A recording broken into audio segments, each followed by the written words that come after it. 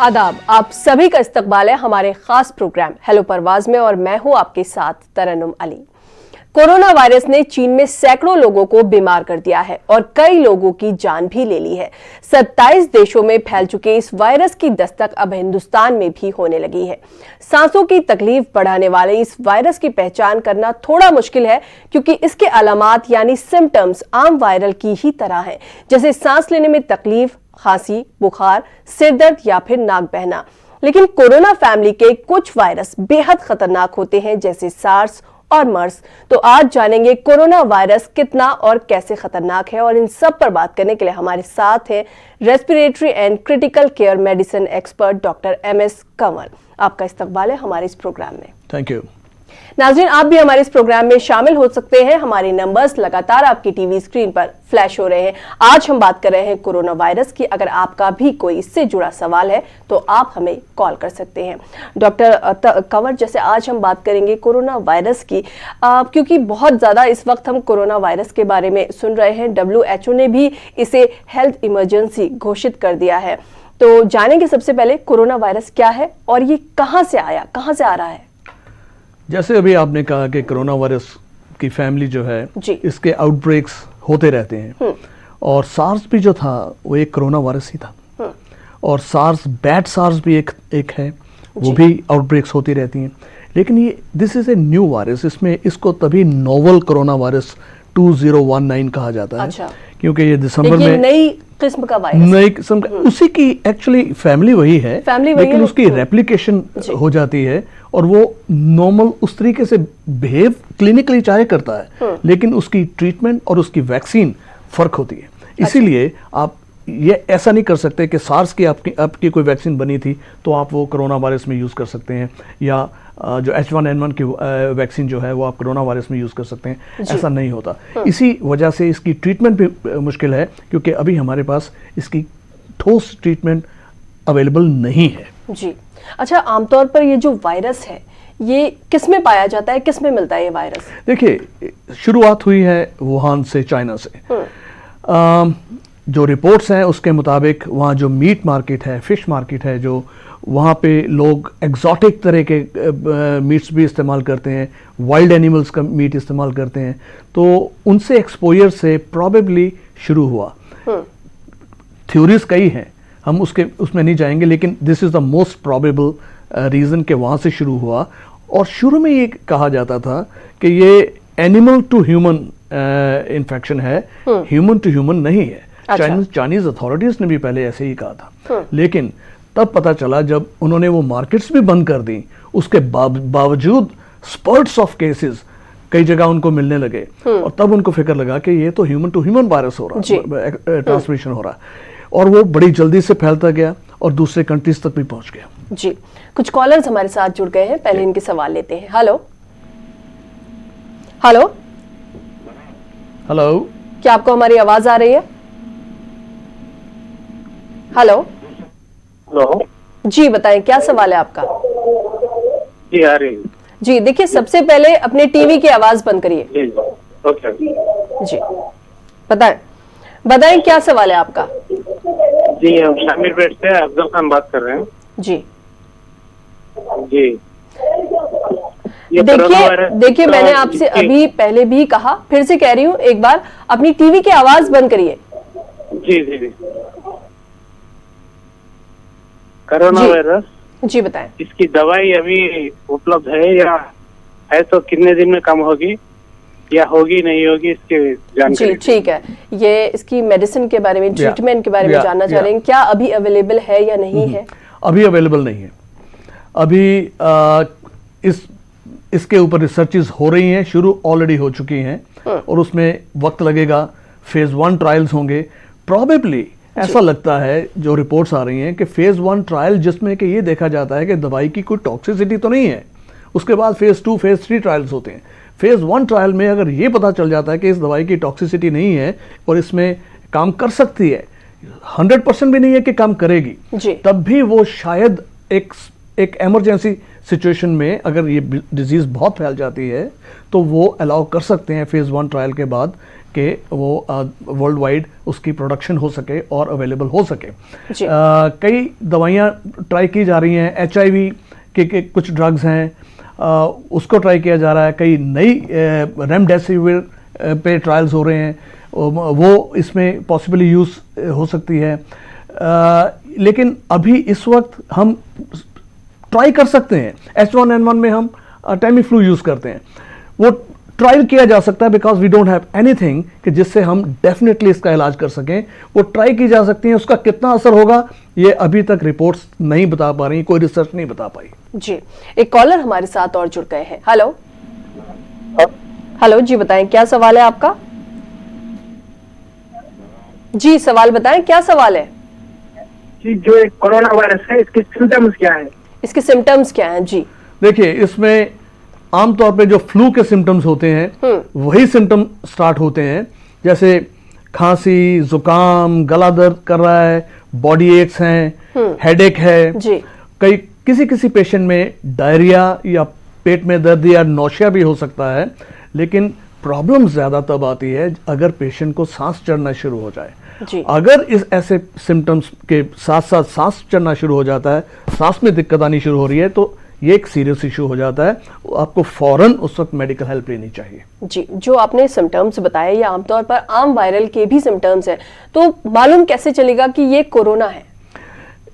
This is ये clinical observation पे depend करता है। और कोरोना वायरस बड़ी जल्दी ही लंग्स में निमोनियास कर देता है, और एक हम कहते हैं CT स्कैन की फाइंडिंग होती है GGOs, ग्राउंड ग्लास ओपेसिटीज, वो वाइट आउट लंग करना शुरू कर देते हैं। फिर उससे एक्यूट रेस्पिरेटरी डिस्ट्रेस सिंड्रोम शुरू हो जाता है, जिसमें कि ऑक्सीजन बहुत कम हो जाती है बॉडी में, पेशेंट्स बड़ी जल्दी वेंटिलेटर पे चले जाते हैं। अच्छा। ये सारी चीज़ें बहुत रैपिडली प्रोग्रेस करती हैं और पेशेंट्स कैन डाई। इसलिए घर नहीं बैठना, अगर ब्रीदिंग डिफिकल्टीज हो रही हैं तो एक्सपर्ट्स को एग्जामिन करना जरूरी है कि कहीं ये कोरोना वायरस हो तो नहीं सकता। इसी तरह हम H1N1 में भी पेशेंट्स को और भी बात करेंगे इसके बारे में। कुछ कॉलर्स हमारे साथ जुड़ गए हैं। हेलो हेलो जी, बताएं क्या सवाल है आपका? जी मैडम, ये पूछना था कि इसके मतलब लक्षण क्या है कोरोना वायरस के?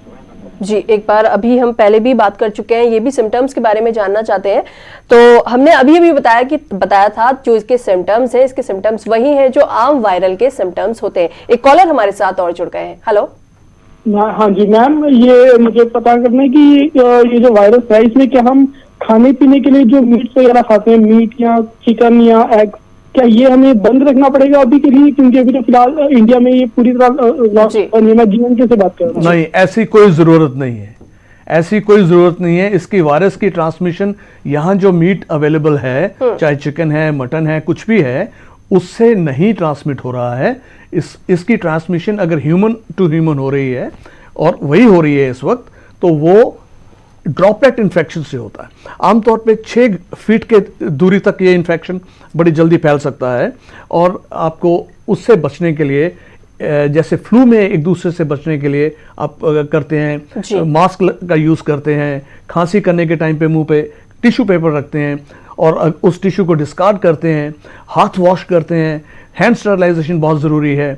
और अगर आपको लगता है कि कहीं ऐसी जगह टच हो गया है या खांसी कर रहे हैं, अपनी आंखों पे न हाथ जाए।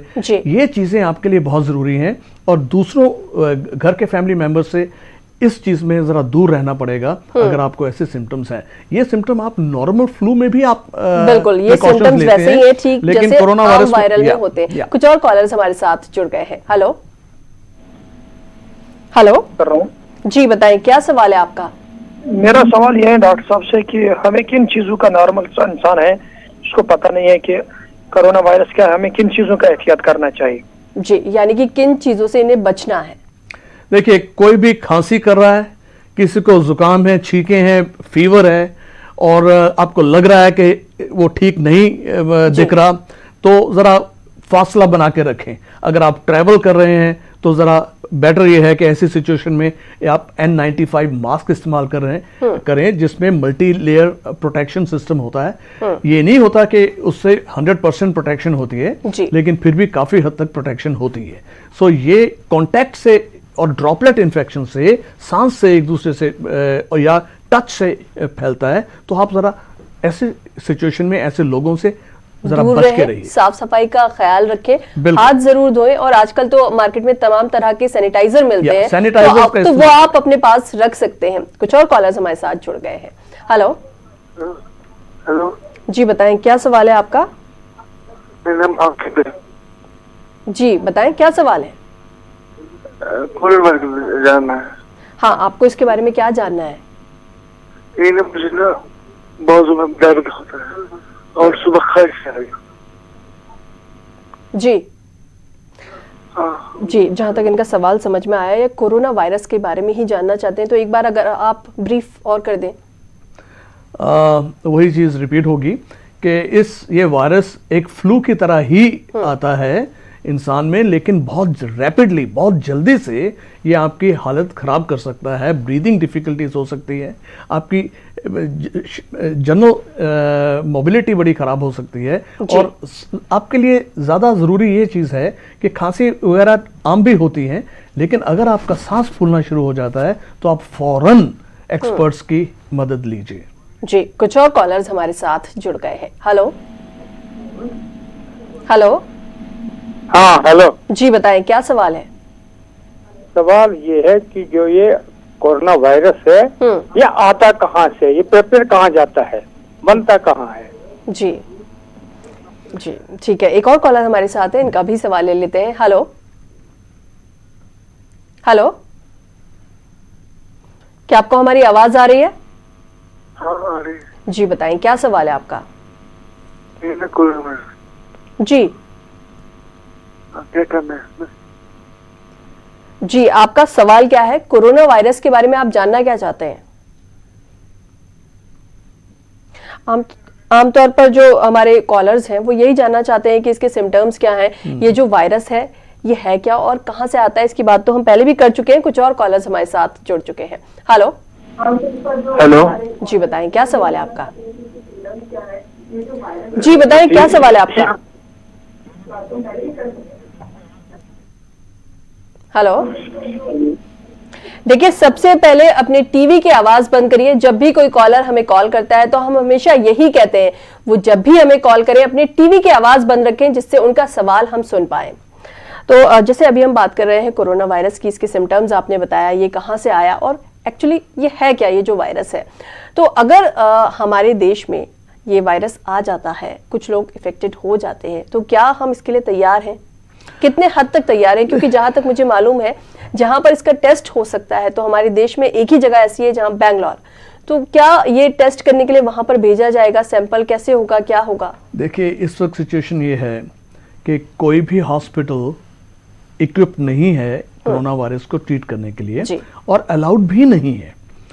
अगर आपको लगता है कि पेशेंट कोरोना वायरस का हो सकता है, आपको सस्पिशन स्ट्रांग है, तो आप उस पेशेंट को फौरन, हम जैसे दिल्ली में RML हॉस्पिटल भेजेंगे, वहां से सैंपल भेजा जाएगा NIV, national institute of virology Bangalore में, और वहीं से टेस्ट होके पता चलेगा कि वो इन्फेक्टेड केस है या नहीं है। अगर है तो उसकी क्वारंटीन की जाएगी, उसको अलग रखा जाएगा ताकि उससे दूसरे लोगों को इन्फेक्शन ना हो सके।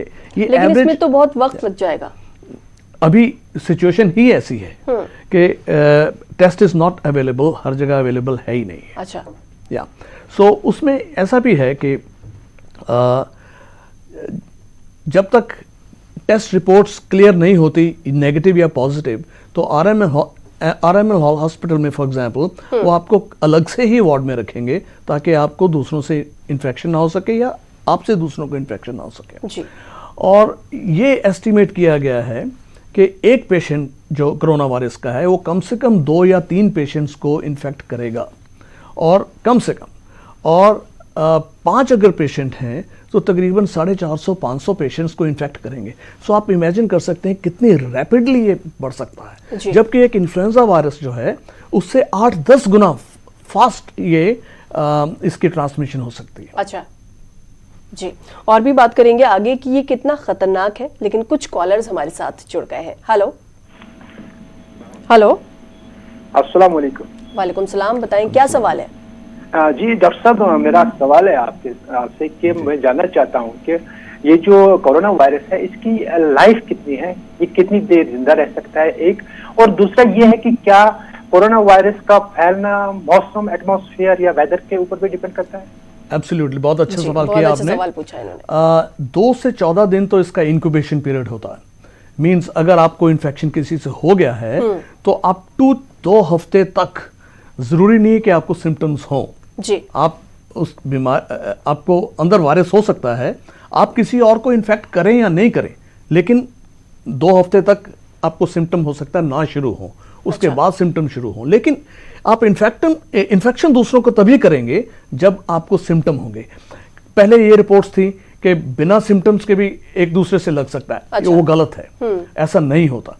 और इसकी जो लाइफ है वो अभी क्लियर नहीं है कि इसकी लाइफ कितनी है, लेकिन मौसम से बहुत इसका रिलेशन है। जैसे गर्मी, फॉर एग्जांपल हमारे सिचुएशन में जैसे गर्मी बढ़ेगी तो वायरस अपने आप ही खत्म हो जाता है, इसकी ट्रांसमिशंस भी कम हो जाती हैं और अपने आप ही इसकी एक लाइफ होती है, वो अपने आप ही खत्म हो जाता है। आपको दुनिया भर में वैक्सीन की इंतजार नहीं करनी पड़ती कि वैक्सीन होगी, सारी दुनिया वैक्सीनेटेड हो जाएगी, तब जाके वायरस खत्म होगा। जी, कुछ और कॉलर्स हमारे साथ जुड़ गए हैं। हेलो सलाम वालेकुम। जी वालेकुम सलाम, बताएं क्या सवाल है आपका? हमारा एक वारम से सर में दर्द है, गले में दर्द है और सर्दी। जी, आपको ये कब से हो रहा है? जी, 1 हफ्ते से। जी, वैसे तो आज हम कोरोना की बात कर रहे हैं, मगर इनके जो सवाल है जी लगता है आपको फ्लू जैसी पिक्चर है, तो आप उसके लिए सिर्फ क्रोसिन वगैरह लीजिए और एक दूसरे से ट्रांसमिशन से बचने की कोशिश करिए ताकि और घर में दूसरे मेंबर्स को इन्फेक्शन ना हो। लेकिन अगर आपको ब्रीदिंग डिफिकल्टी, सांस की शिकायत नहीं हो रही, तो आप आराम से घर में ही इसका इलाज करिए। क्रोसिन लीजिए, खूब सा पानी लीजिए और ठंड से बचिए, अच्छे कंफर्टेबल टेम्परेचर में रहिए और अच्छी अपनी डाइट, न्यूट्रिशन अच्छा रखिए, बस और कुछ नहीं करना आपको। जी, कुछ और कॉलर्स हमारे साथ हैं। हेलो हेलो हेलो जी, बताएं क्या सवाल है आपका? जी मैडम, अस्सलाम वालेकुम। वालेकुम सलाम। जी मैडम, मेरा ये सवाल है कि जो ये कोरोना वायरस होता है ये कितनी दूर तक जो है ट्रेवल कर सकता है और इसकी मतलब रेंज क्या होती है वो फैलने की? जी। और क्या अभी तक इसके लिए कोई वैक्सीन निकला है जी, या रिसर्च हो रही है इसके बारे में, वैक्सीन के बारे में? जी, जानना चाहते हैं कि क्या इसके लिए अभी तक कोई वैक्सीन है? या जैसे मैंने पहले कहा आपको कि इसकी जो ट्रांसमिशन है वो ड्रॉपलेट इन्फेक्शन से माना जाता है कि 6 फीट के करीब होती है, लेकिन ह्यूमन ट्रांसमिशन है, इंसान जहां भी ट्रैवल करेगा अपने साथ साथ वायरस भी तो लेके जा रहा है। बिल्कुल। और वैक्सीन पे काम शुरू हो गया है। वैक्सीन तभी बनती है जब मरीज का सैंपल्स लिए जाते हैं, मरीज डायग्नोज होता है, सैंपल लिए जाते हैं, प्रूव होता है और फिर उसी से भी ही वैक्सीन तैयार की जाती है। और ऐसा लगता है कि अभी वैक्सीन इज 1 ईयर अवे, 1 साल लगेगा वैक्सीन अवेलेबल होने में और उसकी कमर्शियल प्रोडक्शन में। एक कॉलर हमारे साथ और है। हेलो हेलो जी, बताएं क्या सवाल है आपका? मेरा सवाल है कि मैं जम्मू रामबन से हूँ, डिस्ट्रिक्ट रामबन। यहाँ कर अगर ऐसी कोई प्रॉब्लम हमें, क्या हम यहाँ के डॉक्टर के पास जा सकते हैं? यहाँ कोई स्टेशन? जी, एक बार अपना सवाल आप दोहरा सकते हैं? क्या आपको हमारी आवाज आ रही है? जी बताएं। हेलो जी, बताएं क्या सवाल है आपका? हम जम्मू कश्मीर डिस्ट्रिक्ट रामबन से रहने वाले, रामबन से, डिस्ट्रिक्ट रामबन, जम्मू कश्मीर। जी, क्या हम यहाँ डॉक्टर के पास जा सकते हैं? यहाँ कुछ है अवेलेबल चीज की हमारे डिस्ट्रिक्ट रामबन में? जी, अच्छा, ये यही जानना चाह रहे हैं, जैसे कश्मीर से है और ये जानना चाहते हैं कि अगर यहाँ पर किसी को इस तरह के सिम्टम्स नजर आए या कोई इफेक्टेड हो जाए तो क्या उसके लिए वहां पर इलाज मौजूद है? देखिए, अगर आपको सिम्टम्स हैं तो आप सबसे पहले तो, मैंने पहले भी डिस्क्राइब किया है कि अगर ब्रीदिंग डिफिकल्टीज ज़्यादा हो जाती हैं तब तो आपको घर नहीं बैठना, फ़ौरन डॉक्टर के पास जाना है। वो डिसाइड करेंगे कि आपको एडमिट करना है या कि ओपीडी बेसिस पे ट्रीट कर सकते हैं। जहाँ तक मैंने कहा, इसकी ट्रीटमेंट अभी प्रिवेंशन के तौर पे ज़्यादातर है, अपनी न्यूट्रिशन फ्लूइड कंट्रोल करने में ज़्यादा है, लेकिन अगर ज़्यादा पेशेंट सिक हो तो हम उनको एडमिट करते हैं, और अगर और भी ज़्यादा सिक हो तो आईसीयू में एडमिट करते हैं। लेकिन आपकी सिचुएशन ऐसा तो कुछ है नहीं, और हाँ, अगर आपके सिम्टम परसिस्ट कर रहे हैं, कंटिन्यू हो रहे हैं, तो आप डॉक्टर को ज़रूर कंसल्ट करिए।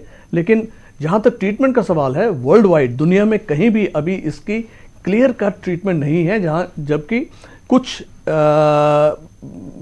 दवाइयाँ अभी ट्रायल पे हैं। रेमडेसिविर एक है, क्लेट्राइक है जो बनाई जा रही हैं, और साथ में HIV के ड्रग्स के कॉम्बिनेशन है, वो भी ट्राई किए जा रहे हैं। लेकिन उनका क्लियर कट रोल इस इन्वेलप में, ये जो नोवल कोरोना वायरस है, इसमें उसका असर ठीक से होगा या नहीं होगा, ये अभी मालूम नहीं है। जी, एक कॉलर हमारे साथ और जुड़ गए हैं। हेलो, लगता है किसी वजह से कॉलर के साथ हमारा राब्ता नहीं हो पाया। जैसे मैंने बीच में कहा था कि ये कितना खतरनाक है, तो ये जो वायरस है ये कितना खतरनाक हो सकता है, क्योंकि अभी तक जो चाइना आंकड़े बता रहा है वो बता रहा है 563, और लेकिन वहाँ के एक सोर्स से कुछ इन्फॉर्मेशन लीक हुई है, एक डेटा लीक हुआ है, उसके अकॉर्डिंग कहा जा रहा है कि अभी तक ये जो डेटा है ये 24,000 का है। 24,000 लोग इससे मारे जा चुके हैं, तो ये खतरनाक कितना? अगर ये डेटा ठीक है तो it is very very alarming, बहुत सीरियस बात है, क्योंकि अभी तक ये माना जा रहा है आई वुड से कि 25,000 के करीब लोग अगर इन्फेक्टेड हैं, और उसमें 550 के करीब की डेथ हो गई, या 560-70 की डेथ हो गई, तो आपका मोर्टेलिटी रेट जो है वो 2 और 3% के बीच में ही वेरी करना चाहिए। सार्स के टाइम पे जब सीवियर रेस्पिरेटरी सिंड्रोम 2003 में हुआ था, तो मोर्टेलिटी रेट 10% था। 10% लोग मर गए थे उसमें। और जो मिडल ईस्ट रेस्पिरेटरी वायरस था, सिंड्रोम था, उसमें 33%, 1/3 लोगों की जान चली गई थी। उस हिसाब से देखा जाए तो उतना खतरनाक नहीं है, लेकिन अगर ये जो न्यूज़ आप बता रही हैं अगर ये सच है, तो हमें ये नहीं अभी मालूम कि टोटल इन्फेक्टेड लोग कितने हज़ार हैं या कितने लाख हैं जी। तो ये जानना मुश्किल है जब तक कि हमारे पास ट्रू एक्चुअल आंकड़े नहीं आते जी। लेकिन इसको सीरियसली लिया जा रहा है। आप इसी से अंदाज़ा लगा सकते हैं कि चाइना ने एक हफ्ते में एक अस्पताल खड़ा कर दिया 1000 बेड का, और उसके एक हफ्ते बाद एक और 1000 बेड का हॉस्पिटल खड़ा कर दिया। तो इसका मतलब ये है उनको इस चीज़ का अंदर से अंदाज़ा है कि ये बहुत लार्ज स्केल, मैसिव स्केल पे प्रॉब्लम हो सकती है, और इसके रिपरकशंस जो हैं सिर्फ चाइना में ही नहीं दुनिया भर में है जी। अच्छा, कई सारी बीच में खबरें ये भी आई कि यूनानी में या फिर होम्योपैथी में इसका इलाज मौजूद है, तो क्या ये सही है? ये कहने की बातें हैं, कोई प्रूव नहीं है। जब तक क्लोज्ड क्लिनिकल ट्रायल्स नहीं होते ये इन चीज़ों से हम इत्तेफाक नहीं रखते। और दूसरी बात ये है, चाइना में फॉर एग्जांपल जहाँ पे इतनी बड़ी समस्या खड़ी हुई है, वहाँ पे बफलो हॉर्न, हर्ब्स, एक वो पिल बनाते हैं कि गुड फॉर एवरीथिंग पिल, वो सब दिए जा रहे हैं, लेकिन किसी का कोई प्रूफ तो नहीं है ना, साइंटिफिक ट्रायल नहीं है। सो इसलिए वही चीज़ यूनानी और आयुर्वेदिक में है। जब डिजीज का आपको पता नहीं है, वायरस का बिहेवियर क्या है उसका पता नहीं है, तो आप उसकी ट्रीटमेंट कैसे डिसाइड कर सकते हैं? बिल्कुल, ये सही बात है। अच्छा, जैसे ये जो वायरल है, ये जो वायरस है, ये बहुत आसानी से फैल रहा है, बहुत सेकंड्स में फैल जा रहा है। तो अगर कोई शादी ब्याह में जा रहा है, या जैसे यहाँ पे मेट्रो सिटीज़ में लोग ट्रैवल करते हैं, बहुत भीड़ होती है, मेट्रो में जाते हैं, बसेस में जाते हैं, तो वो कैसे बचें, क्या एहतियात करें? इसके लिए क्या एहतियात करनी चाहिए? क्या लिक्विड ज़्यादा लें, मास्क लगाएं, हाथ धोते रहें एक गैप पे? अपनी बॉडी हाइड्रेशन तो अच्छी रखना ही है ज़रूरी, थ्रोट को ड्राई ना होने दें जी। अपनी न्यूट्रिशन अच्छी रखिए ताकि आपकी बॉडी की इम्यूनिटी अच्छी हो। अच्छा। और ऐसी सिचुएशन में जहां आपको लगे कि लोग खांस रहे हैं कुछ है, तो आपको मास्क पहनना ज़रूरी है, स्पेशली क्राउडेड एरियाज़ में, मेट्रो में, फ्लाइट में, ट्रेन्स में, कहीं भी आप ट्रैवल कर रहे हैं, तो वो आप एहतियात बरत सकते हैं ताकि आपको इन्फेक्शन मिनिमाइज हो या ना हो, या हो भी तो माइल्डर ग्रेड का हो जी। जैसे आपने मास्क भी बताया कि N95 का इस्तेमाल करें, तो नॉर्मली एक लेयर वाला मास्क भी लोग इस्तेमाल कर लेते हैं, तो क्या उससे कुछ असर नहीं होगा? उससे कुछ इतना फायदा नहीं होने वाला। ये 3 लेयर मास्क होता है, सो उसमें चांसेस वायरस फिल्ट्रेशन के काफी अच्छे रहते हैं। ठीक है जी। डॉक्टर कंवर, आप हमारे स्टूडियो में आए, तमाम कॉलर्स के सवालों के जवाब आपने दिए, आपका यहाँ आने के लिए बहुत बहुत शुक्रिया। Thank you so much. Thank you. नाज़रीन, फिलहाल हमें दीजिए इजाजत, आपसे फिर मुलाकात होगी। आदाब।